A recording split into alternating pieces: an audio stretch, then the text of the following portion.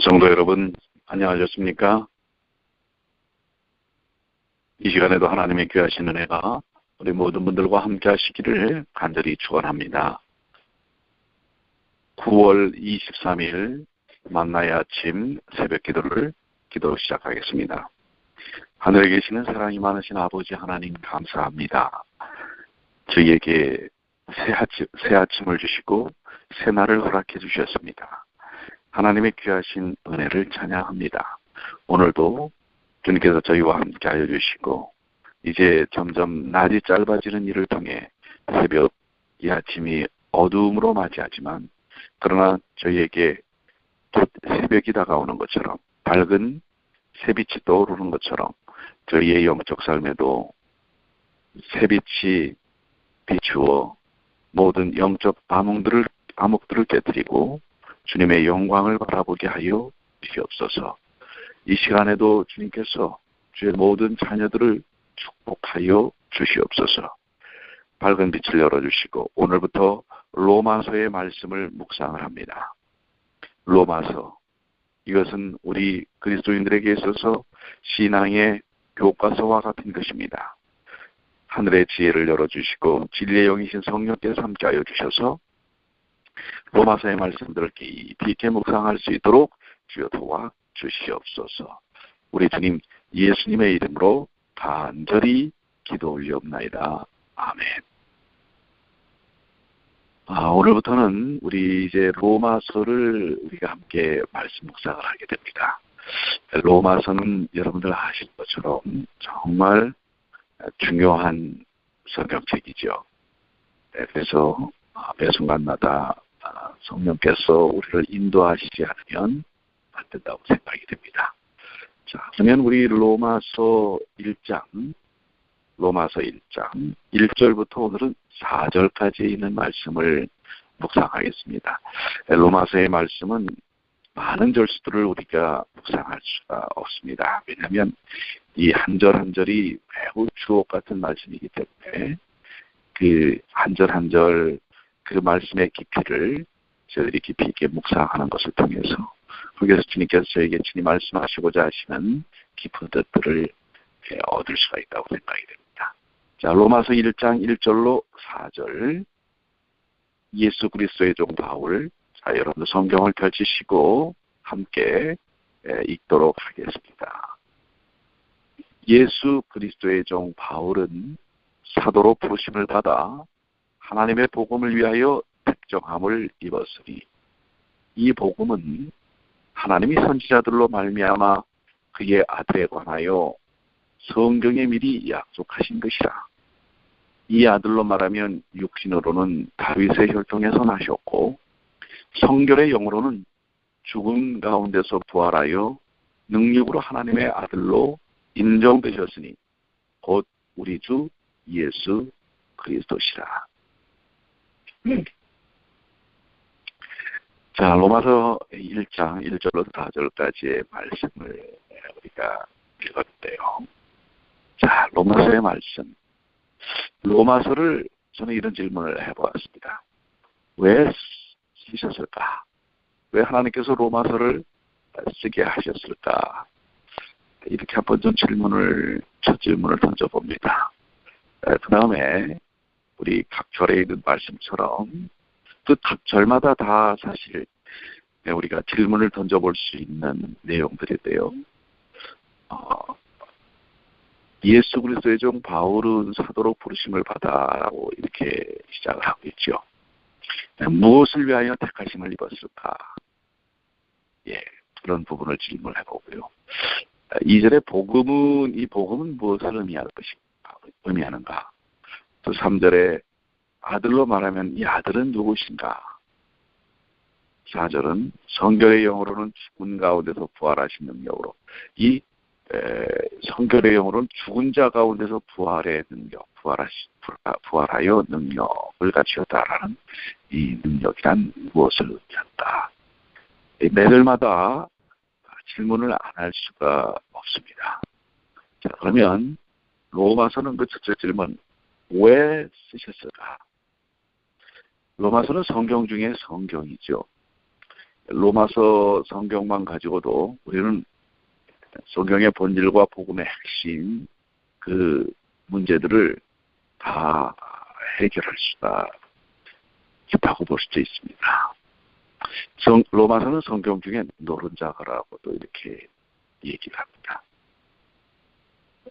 로마서가 얼마나 중요하냐면 로마서를 바로 이해하면 바른 신앙을 가질 수가 있습니다.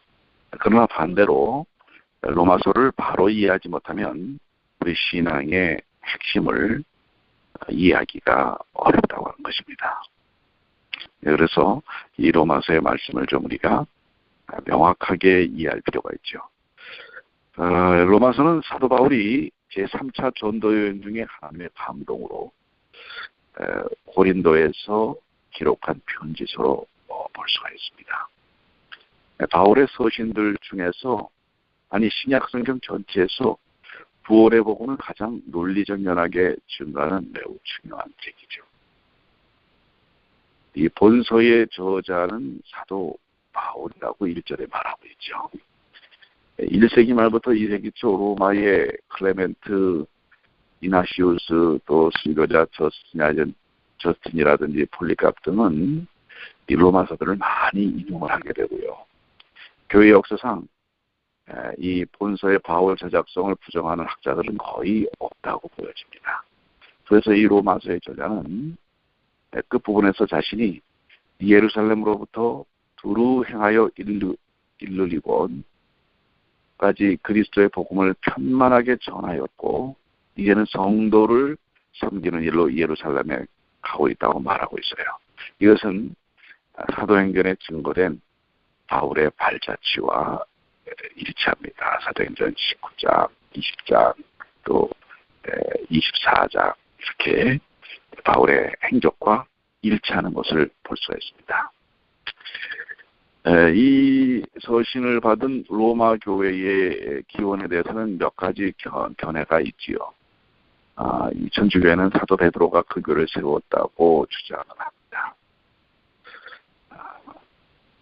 그러나 또 이레니우스라는 사람은 로마 교회가 베드로와 바울 두 영광스러운 사도에 의해서 또 세워졌다고 이야기합니다. 터툴리아는 베드로와 바울이 로마에서 순교당하였다고 전하고 있습니다. 그러나 오늘날 일반적으로 베드로가 로마를 방문했으며 그것도 그 후에 그곳에서 순교당했다는 사실을 인정하지만 그가 로마 교회를 세웠다거나 25년간 그곳에서 사역했다는 사실에 대해서는 인정하지 않습니다. 만일 바울이 로마를 방문하기 전에 베드로가 그곳에 교회를 세웠고 그곳에서 사역하고 있었다면 바울은 분명 그에게도 문안을 했을 것입니다. 또 남의 터 위에 교회를 세우지 않겠다고 하는 신조로 로마서 15장 20절에 사역했던 바울이 그 교회를 방문하려고 계획을 세우지 않았을지 모르겠습니다. 또 이 오순절에 예루살렘에 와서 회개하고 예수 그리스도를 믿었던 이들이 로마에 들어가 교회를 세웠을지도 모르는 또 내용이기도 합니다. 또한 아시아와 유럽 여러 곳의 사도 바울이나 기타 다른 제자들에 의해 예수 그리스도를 믿게 된 신자들이 로마로 진출하여 살면서 교회를 세웠을지도 모릅니다. 이 두 번째, 세 번째 견해도 다 가능하다고 보여집니다. 어쨌든 이 로마 교회가 누가 세웠던 것 그것은 그렇게 중요하지 않습니다. 바울은 이 로마 교회를 방문하려는 소원을 갖고 있었고요. 또 그들에게 복음을 전함으로 그들을 정복케 하고 열매 맺게 하기를 원하였다는 사실이죠. 그는 본 이 로마서를 기록할 당시에 예루살렘의 어려운 성도들을 위해 모은 모금을 가지고 그리로 가고 있었죠. 또 그가 직주인 가이오를 언급한 것을 보면 그는 분명히 고린도에 머물고 있었고요. 그러므로 이 로마서는 바울이 고린도에서 주 56년경에 기록했을 것으로 보여집니다. 자, 로마서의 그 특징적인 주제는 구원입니다. 1장부터 구원의 이치에 대하여 증거하고 있는데요. 1장, 2장은 구원의 필요성에 대해서, 3장과 5장은 의롭다 하신 칭의에 대해서, 6장서부터 8장은 거룩하여진 성화에 대해, 그리고 9장과 그 이후의 장에 대해서는 10장은 또 구원의 복음에 대한 확증에 대해서, 또 12장과 16장까지는 구원받은 자의 삶에 대하여 증가하고 있습니다. 구원받은 자의 삶은 거룩한 삶이며 선한 삶, 곧 사랑의 삶이라고 하는 사실을 로마서를 기록함으로써 보여주고 있는 것입니다. 이것이 이제 로마서를 기록한 하나의 이유가 될 수 있겠고요. 1절에 있는 말씀을 묵상을 하면서 무엇을 위해 택함을 입었는가? 로마서가 무엇인가를 가르치기 위해서 사도는 내가 부름을 받았는데 복음의 사도로 부름을 받았다고 말씀하고 있습니다. 복음을 설명하기 위해서 먼저 서론적으로 첫 절부터 예수 그리스도의 복음을 위해서 나는 부름을 받았다라고 말을 하고 있습니다. 이 말씀은 저나 여러분, 우리 모든 신앙인들이 내가 무엇 때문에 부름을 받았느냐, 사도 바울이 말한 것처럼 내가 예수 그리스도의 의, 그리고 예수 그리스도의 복음을 위해 부름을 받았다고 고백하는 고백의 근거가 되는 것이더라죠. 자, 사도 바울은 예수 그리스도의 종 바울로 표현하면서 사도로 부르심을 받아 하나님의 복을 위하여 특정함을 입었다고 말합니다. 바울은 자신을 예수 그리스도의 종으로 소개하고 있습니다. 종은 주인에게 복종하는 신분입니다. 주인이 명령하는 대로 순종을 했습니다. 바울은 이전에 예수 그리스도를 몰랐고 그를 믿는 자들을 핍박했지만 이제는 예수 그리스도를 자신의 주님으로 또 자신을 그 종으로 고백하고 있습니다. 이 종이라고 하는 표현이 바로 전적으로 주님만을 위하여 절대 복종하는 종의 삶을 살고 있고 또 살겠다고 하는 것에 대한 고백이죠. 바울은 또한 자신을 사도로 부르심을 받은 자라고 말하고 있습니다. 사도는 성경에서 예수 그리스도의 12 제자들과 바울에게만 적용되는 명칭입니다.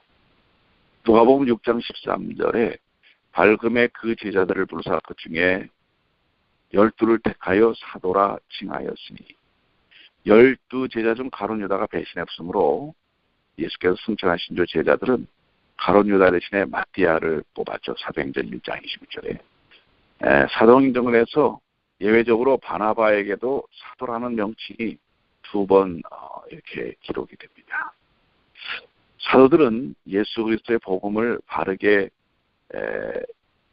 이해하고 선포하는 일들을 맡은 자들입니다. 그러므로 바울은 자신이 하나님의 복음을 위하여 택함을 입었다고 말하고 있고요. 그들은 하나님의 성령의 사람들이었고 영감의 사람들이었습니다.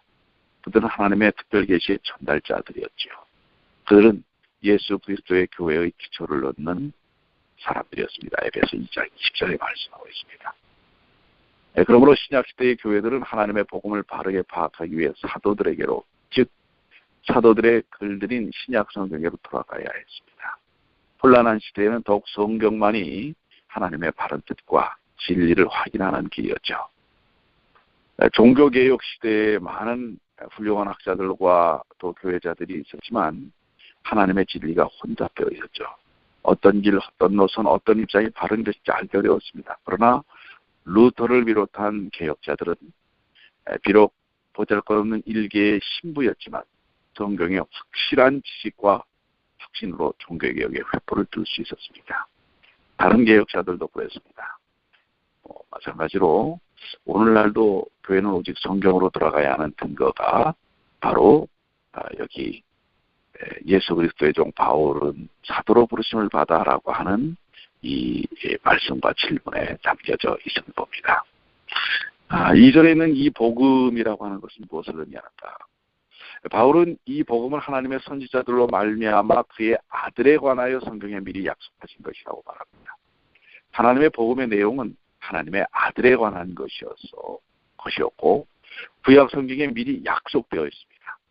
구약 성경은 하나님의 아들 그리스도를 오래전부터 약속하였습니다. 창세기 3장 15절에 예언된 여인의 여자의 후손이나 창세기 12장에 언급된 아브라함의 씨, 창세기 49장 10절에 예언된 진로 안식의 사람들이 그것입니다.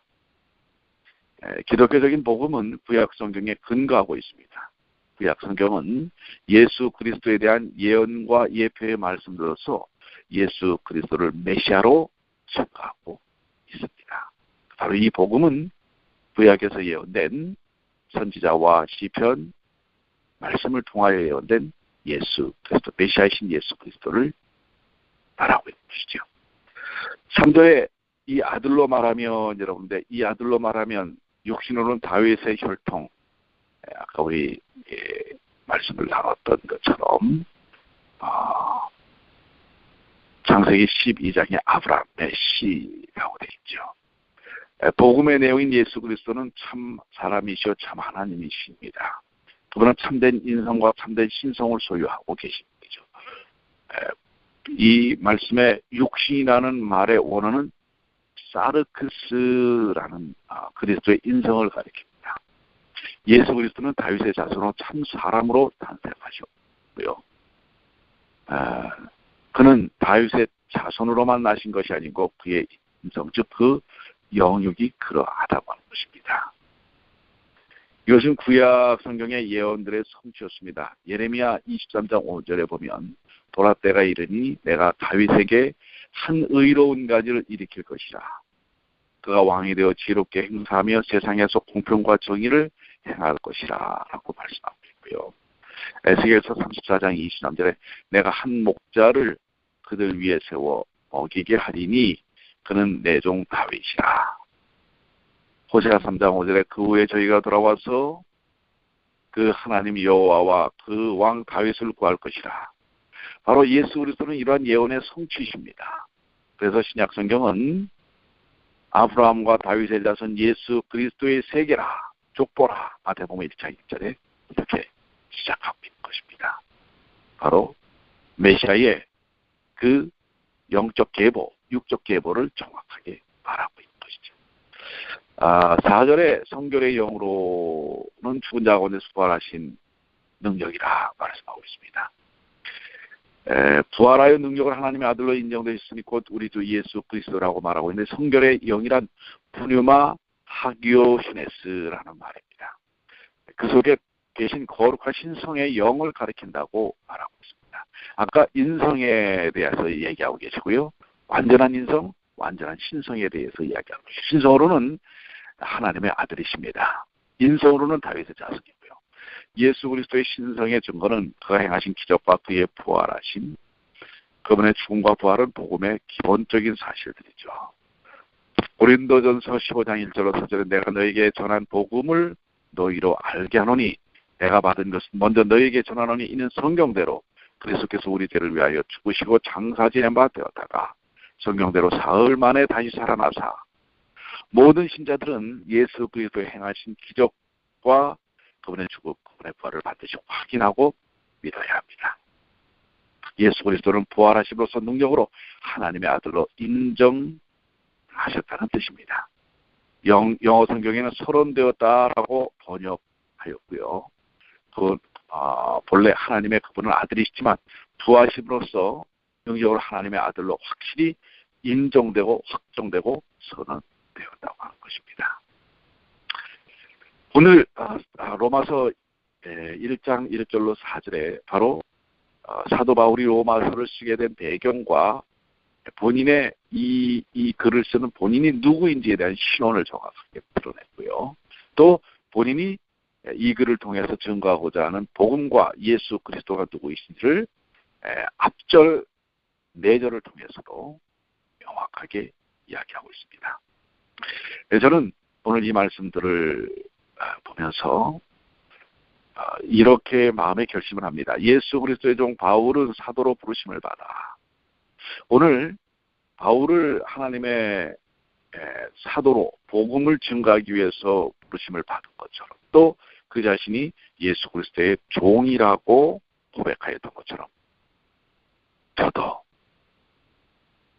혹 더 나아가서 여러분들도 그리스도 예수의 종이 아니겠습니까? 종이란 주인의 명령을 따릅니다. 주인의 명령을 순종합니다. 전적으로 주인을 위하여 삽니다. 오늘 그 주인을 위하여 사는 삶을 살도록 더욱 결심합니다. 그리고 내가 어디서 왔는지, 무엇을 위해 사는지 바울의 고백처럼 명확하게 나의 할 일, 내가 가야 할 길, 그것을 다시 한번 마음속에 새기고 그 뜻을 따라 살기로 결심합니다. 오늘 여러분들은 로마서 우리 이제 첫 장을 열었고 1절부터 4절의 말씀을 묵상하셨는데요. 어떤 하나님의 음성을 들으셨습니까? 그리고 어떤 마음의 결심을 가지셨습니까? 오늘 이 말씀이 여러분을 성령의 충만함 속에서 이끄는 귀한 말씀이 되시기를 간절히 축원합니다. 오늘 주님의 음성 속에서 이 로마서의 경험 말씀을 통해서 성령의 충만함과 변화를 경험하는 주님의 귀한 자녀들이 되시기를 간절히 축원합니다. 로마서 성경 중에 핵심이라고 할 수 있는 이 말씀을 통해 귀한 축복 누리시게 되기를 바랍니다. 기도하시겠습니다. 아버지 하나님, 오늘 주께서 허락하신 로마서의 말씀을 펼쳤습니다. 이 말씀들이 저희의 삶을 변화시킬 수 있도록 저희의 마음을 활짝 열고 성령님 받아들이고 늦은 비 성령의 역사를 체험케 하여 주시옵소서. 언제까지나 연약한 상태에 놓여져 있는 저희들만을 바라보고 지치고 피곤하여 좌절하고 낭망하는 저희들이 아니라 저희는 비록 연약하지만 완전한 하나님이시여 완전한 임자이신 예수 그리스도를 바라보는 일을 통해 믿는 일을 통해 저희 또한 그분의 능력을 경험하도록 도와주시옵소서. 오늘도 예수 그리스도의 종으로 사는 그리고 우리가 무엇을 위해 부름을 받았는지를 깨닫고 합당히 그 사명과 하나님의 뜻에 따라 사는 저희들이 되게 하여 주시옵소서. 저희